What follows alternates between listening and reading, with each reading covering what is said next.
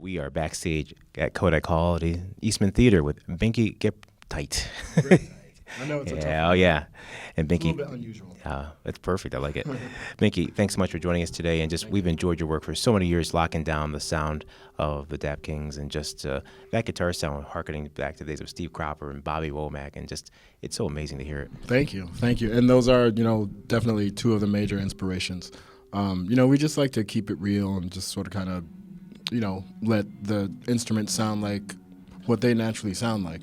Not a whole lot of electronic treatments or anything. We just keep it sort of simple.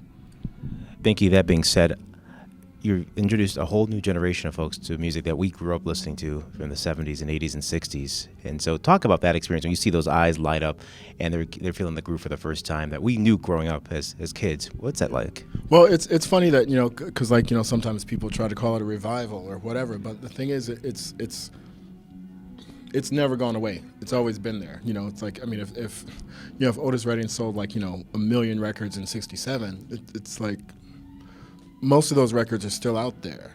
It doesn't mean that a million people are buying his records in 2014 or 2015 or 2018, but all the records that were previously sold are out there. And that music is being used in films and commercials every day. So when people look at what we're doing and what we've done, it's like we didn't really bring anything back because it didn't go away. We're just reminding people that it's always still here. And we'll be here forever. It will be here forever. That's the beauty of records. That's the beauty of art. Every artist's desire is to leave their mark on the world so that after they're gone, there's some proof that they were there.